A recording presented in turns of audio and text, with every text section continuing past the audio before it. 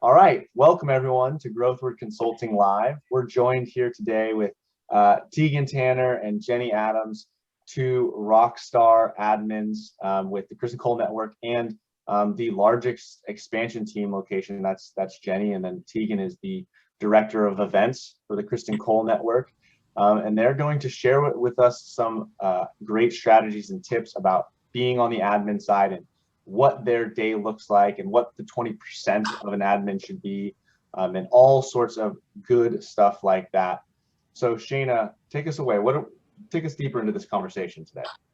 So I wanted to have this conversation because when all the people that I train and coach, and when we're doing hiring of people, everybody wants to know, like, what does admin do? What does their day need to look like? If you read through an MREA or go to any time management class, it'll say if you're an agent, if you're a loan officer, if you're a salesperson, this is what your day should look like. But nobody really has that for admin. It's one of our biggest questions.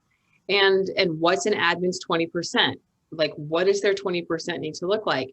So I reached out to two of our consultants in the company, but also just incredible people. Jenny Adams, like you said, she's the director of operations for Team Integrity, which is powered by KCN. And last year, Team Integrity closed 740 transactions with 30 agents across Arizona, Nevada, and Utah, which is pretty incredible numbers. And then Teagen Tanner is the director of events for KCN. And Teagen can put together a Zoom class with 350 participants and make it feel seamless, or Teagen can put together an exclusive travel event for boats in the middle of the Prince William Sound, large numbers ahead, and it's a beautiful experience. And I think those events are key in anybody's business, and hearing how Teagen does that and like what's her 20% and what does that day look like. Teagen's also been known to fill in as director of operations for a large expansion network from time to time. So both bring incredible value. And I'm going to start with Jenny. Jenny, tell us a little bit about what does your leverage look like in your world to run a team the size of yours?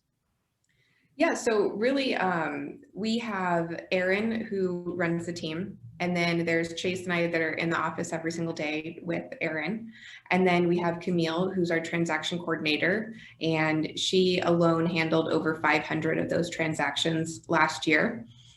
She works from Rylander, Wisconsin, where she lives. So she gets a lot done because she doesn't have to sit in the office and listen to us goof off. And then we have Claren, who is our full-time virtual assistant. And then we have a listing manager. So really it's a pretty small group, but we're all dedicated to the agents. None of us are in production that I mentioned. We all have our license, but our number one job is to support the agents and grow the team. Cool.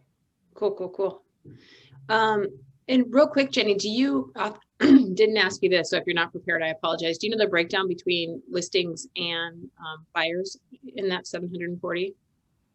Or so it really varies per location. Here in Tucson, which is the largest location, Tucson, we did 534 transactions last year. And of those, 107 of them were listings and the rest were buyers. So Tucson is very buyer heavy.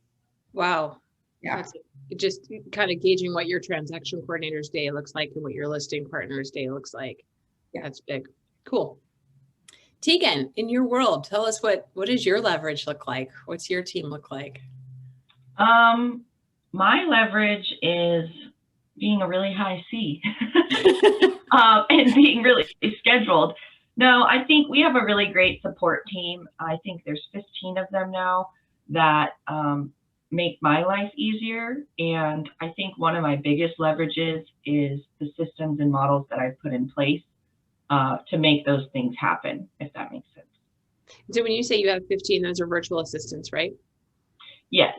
And they don't work, they're not directly assigned to me, but they're doing everything in the background, from creating graphics for me in the event department to onboarding agents, on the expansion side. So they really do a lot for us, and that's huge leverage. Mm-hmm. And the key to that is systems, of course. Yes. Systems. Okay, question for each of you. Jenny, a director of operations for 30 agents. What's your 20%? What is your 20%? Yeah, so it's really changed over the years. And I think sometimes it even changes in the day and in the moment. When I first started, I was a transaction coordinator. So my 20% was the agent's 80% with that transaction.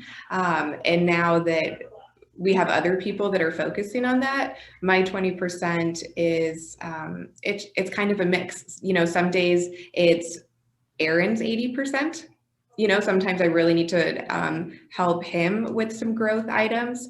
I would say the majority of the time, though, my 20% is how can I help the team members grow their business, make their world larger, that they want to grow, you know?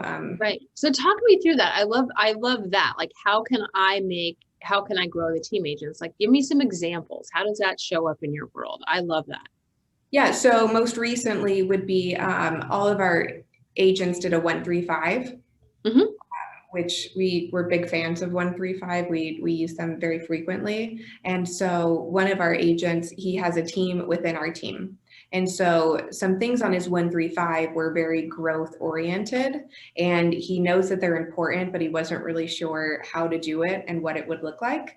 So when I got his 135, I quickly could see, oh, like this is easy, and this is really easy. But to him, it seemed very daunting. Like, how would I manage this? So that would be, I guess, the most current example of taking a vision or an idea that an agent has and then just putting it into action for them. Cool. I love that. I love that. It's a little bit of coaching in there. Yeah, and it just comes from conversations with the agents. You know, if Aaron, Chase, and I don't know what their goals are and what their big dreams and vision is, then we're stuck. But because we know those, it's very easy for us to navigate our day. Right. Teagen, how about you? What's your 20%? My 20% in events is often everything that's last minute. So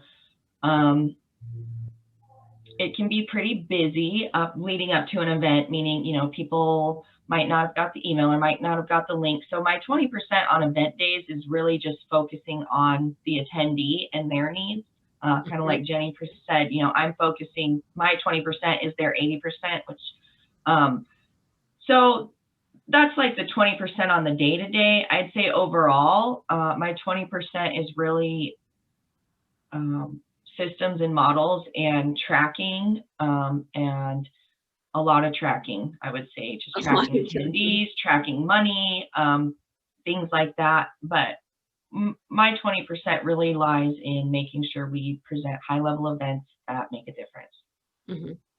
So when you say make a difference, I'm going to pick your brain. What's your favorite event, whether it be recurring or the favorite one you've ever planned, and why? Well, my most enjoyable event to plan is our leadership summit, when we take the leadership team to Alaska for the weekend. And it's fun because usually I'm the person over here like planning everything, making sure it's all happening.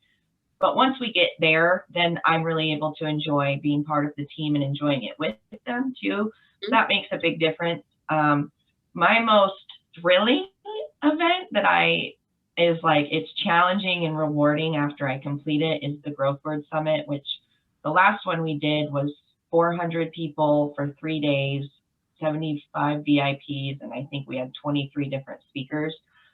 So it was like an entire production, and I'm a one-man show. So it was really crazy, but you know, the systems and the models that I had allowed that to work well. And it was, you know, it can be stressful or a little bit overwhelming, but the feeling you get after completing something like a challenge, I almost think of it as, is really, really awesome too. Cool. How long did it take? So that Growth Word Summit, 400 people, how long did it take for you to plan that? Like, how many days, weeks, months ahead of time did you start that? Well, I learned a really good lesson, because the first one I planned for the Kristan Cole Network was, I just had joined and kind of got thrown into the whatever, and we planned it in 90 days. And it worked. and it was okay, but I've learned now that's something you really start planning 6 months in advance. Mm-hmm. Cool. What's the most challenging part of an event? The attendees. Mm-hmm. Like, I can have a perfect plan, I can have everything ready and everything done, but it may not be what they like. And so that can come sometimes create conflict, and, you know, just creating creative resolutions on the spot sometimes. Yeah. Cool. Anything I forgot to ask you? I feel like an interrogator here. I could chime in really quickly, about 20%, right? So obviously you're here interviewing Jenny and Teagen.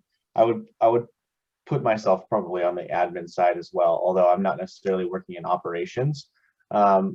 A lot of the work that I do is sort of behind the scenes, right? I'm, for those that don't know, the director of marketing at the Kristan Cole Network and with Growthward Consulting. And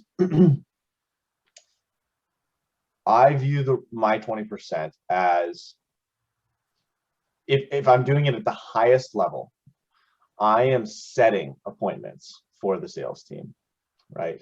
A salesperson's 20% is at the dinner table or in the Zoom room or on the phone with a qualified, very important lead. And great marketing attracts qualified leads. And then a salesperson can go on, you know, more appointments in a day because they're not spending all of their time prospecting for new business, right?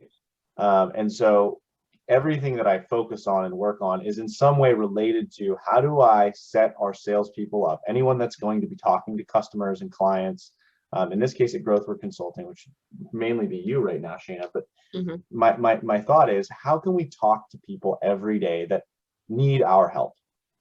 And how can I make it easy for the people that are good at talking to people that need help to get into those conversations? And, you know, there's a whole host of different things that I'm doing, but if you're looking at my 20% in a general sense, that's really where I'm moving forward, rather than it being tied to, let's say, Facebook, which is super sexy and everybody likes to talk about Facebook, or emails or whatever.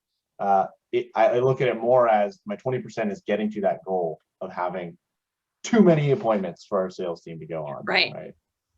So it's interesting you bring that up, because I think, you know, we can talk about, you know, incredible admin all day long and systems and models. And I'm sure that as somebody who's a director of operations or events or marketing, probably one of your biggest challenges is people who won't get out of your way, right? And I look at me and Peter, I'm going to use you as an example. We work really closely together in Growthward. And like just recently, I feel like I fight Peter all the time because I'm like not really giving him what he needs to do his job. And just this morning, gave him like the link to my calendar. Like, now you can go give this to people that I don't even know. And my time is like the most precious thing in the world. And so I think, you know, for me, the other half of this is admin can only be as good as the people that are around them, like, and us supporting you. And I think probably one of your biggest challenges is that we won't get out of your way. We won't give you guys the control you need. We don't really give you our 80%. We give you the 80% that we don't want, but we don't give you enough of our 80% to actually go do a great job. Is that frustrating? Well, I'll push back on that just a little bit. I think a lot of times with admins, they want that right away. And that takes time. Because at the end of the day, taking on someone's 80% is built off of trust. You know, Erin and I have worked together for over 10 years now, and we didn't get to where we're at now. That wasn't day one. That wasn't even day 90. You know, it took building that trust and both of us making mistakes. You know, we still make mistakes. Just yesterday, I was like, oh, I'm sorry, I forgot to do that. You know, but we make mistakes with each other, with the team. We talk about it, we grow and we learn. So yeah, people sometimes do need to move out of the way, but you have to build that trust up, and it doesn't happen overnight. It happens with communication and expectations and just really good conversations and growth. So I have a question there to kind of, I think, piggyback on what you're similar but different, right, Shayna, to what you're talking about. I mean, I certainly feel this in my role. Maybe not the leaders that I'm working with in our organizations, like you and everyone else on the leadership team. More that it seems like there are so many things that could be worked on. Like, you know, I understand that there's a 20%, but everyone has a different 20%, and it all seems so important. And to some people, something's more important than another thing. And, you know, it feels very like scattered in terms of the people that I'm working with. And I can imagine that for a newer admin that may be watching this and working with a top producer that's kind of like shooting from the hip all over the place, but just like go, go, go, go, go. It can be difficult for them to prioritize and difficult for them to figure out what should I be working on.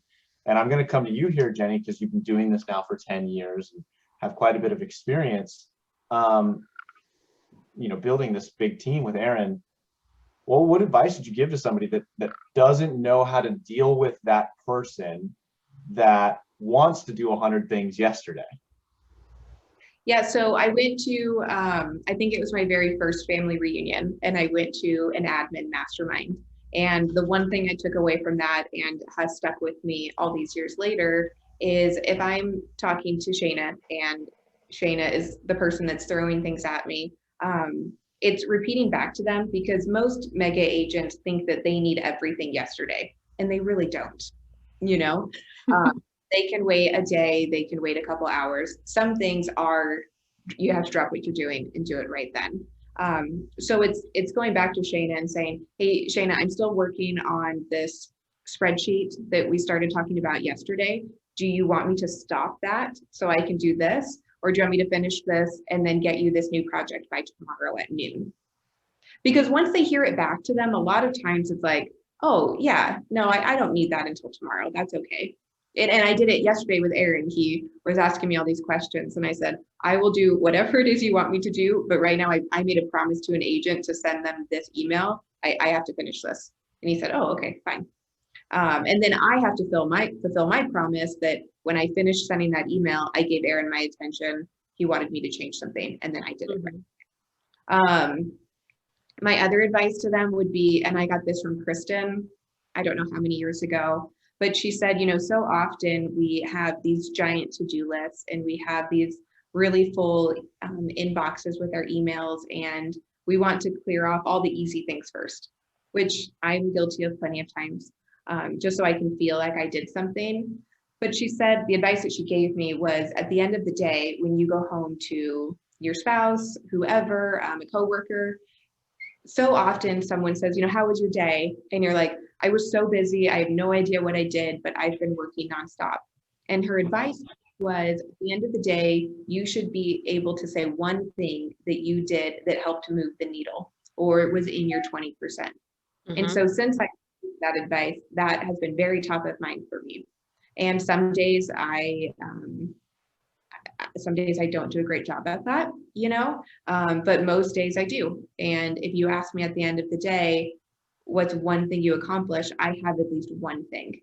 And it might not be a one thing for every agent on the team, but looking at the team and the organization from a 30,000 foot view, I know at the end of the day, I did one thing that helped everyone collectively. So what I do is I have it here, I have a yellow notepad, and before I leave for the day, I write down what I need to accomplish the next day. And most of the time it's 3 or 4 things. Today it's 4 things and it's 10:45 and I haven't done one, but it happen, you know, sometimes it happens at 7 o'clock at night, sometimes it's 9 o'clock in the morning. But I think my advice to that new admin would be, have one thing that you did that you know moved the needle. And if at the end of the day, because so many things are flying at you, if you did one thing, you're moving in the right direction, even if it doesn't feel like it. That's awesome. And then Teagen, I'm gonna kind of ask you the same question, because I think, you know, Peter's was great to Jenny, like people are throwing things at you all day long. How do you, and for Teagen, I think a lot of times you need things from people and they're not playing in your sandbox today. like you need to get some stuff done and nobody's playing with you. And I've seen frustration on your face around that. How do you work through that? Like you're trying to feed people and they won't tell them what you want to eat. Yeah, like just send me what you want to eat for dinner. Like you wouldn't believe how difficult that can be. And you're like, okay, I mean, I've gone sometimes to a point where I ask and I ask and I ask and I get nothing. And so then I send the last email that's like, you know what, if you don't respond, then you're getting nothing. Okay, bye. Like, and it just sometimes has to be that way, because if I sat and went and tried to get every single person to come back to me, it doesn't work. It doesn't happen. I'm not their 20%. What they're eating for dinner, they haven't even thought about till 5 minutes before they go to eat dinner. So it can be really challenging sometimes, or even like, I need a date and a time before I can schedule an event. Well, if you can't give me the time, I can't move forward. And so then it's going in circles like, oh, okay, well, that's not in my 20% yet, but I'm over here like, well, I can't do my job until you get me this information. So sometimes it's chasing in circles. Sometimes it's just having a conversation and communicating about it. Like you're really like messing up everything in my day right now if I can't get this done for you and you're not giving me the tools to do that. So sometimes it's just having that expectation conversation and like Jenny said, do you want me to do this or do you want me to do that? I mean, I'm only one person with two hands, right? So it can definitely be challenging. I think there's always solutions and ways to work around that, though, as long as you communicate in a good way. So I'm hearing something here from both of you that's just a similar theme, that it's not always straightforward. Like your work isn't straightforward, right? You don't walk into the McDonald's and get behind the cash register and say, what would you like? And then take the order, and then the order comes out. You work in a more dynamic environment than that, and things go wrong, or people have other things that they're working on, or it's just kind of can be, some days, not every day, can be chaotic. I'm curious what role you think attitude plays in your success as an admin. Teagen, why don't you start us, and then we'll go to you, Jenny. I think it's huge. I mean, you can wake up and see your email and choose to be mad because 18 people wouldn't read the email and find the link to the class. And you're like, just read the email, please. Like you can wake up and be mad about that, but it doesn't change the fact that you still have to go help those 18 people. So I think attitude is huge. I mean, you still have to do the work. So you might as well not be mad while you're doing it. Because I noticed when I'm responding with that tone, with my words, and then they're like, wow, I guess I'm not going to take a class with them again. Geez, so it's just kind of knowing that the day is going to be the day, the whirlwind's going to come, and I'm going to have a good attitude anyway. And if I don't, then I'm like, okay, I need to take 5 minutes and go for a walk and change my attitude. Yeah, no, I totally agree. I think that you have to manage and it's really managing expectations, because if I feel like our expectations a lot of time is what leads us to having a bad attitude, because we expected something to go a different way. Like even just yesterday, I'll use an example. I was upset about something with a few people, and we got off the call and I said, dang, Chase, is it wrong that I expected at least one person to apologize? And no one did, and it was fine. And I just said, okay, like no big deal. But it's just that you can't let the craziness of the day just get to you, because it just ruins your whole day. And when you work in an office around other people, like they pick up on that, and culture and environment is so important, because it is sometimes difficult, and you never know what someone else is going through. I think that's something that I'm always reminded of, because when you have so many people on a team, someone thinks they're having the worst day of their life at least once a week, and if I'm letting a strange email or a lack of apology get to me that I then can't be empathetic to them, like I'm not doing them any good. So yeah, you got to have a bad attitude, and you can't let one thing ruin your whole day. It's just not worth it. Right. It's kind of like what Teagan said, like you still get to do the work and those feelings don't serve you. Like the only person they're hurting is you. It wasn't always that way. I spent a lot of time doing work being mad about it before I'm like, this sucks. You know, it's mindset, right? We hear it in Bold, we hear it over there, we hear it from everywhere. That mindset matters, and it truly does, especially when, like Peter said, we're not just, going here, taking the order, putting the number in the cash register and moving on.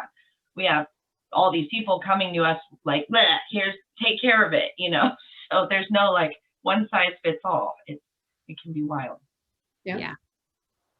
So I just want to say, I think for me, from a person who, when I first started in this industry many, many years ago, couldn't spell leverage and didn't, and now understanding and coaching and training and teaching people through it at a really high level, like, yeah, you guys, you're the linchpins. You're the linchpins in the growth and the success and the culture of any education and every leader. And I thank you guys for sharing today, because you're both just super powerhouses in everything that you do.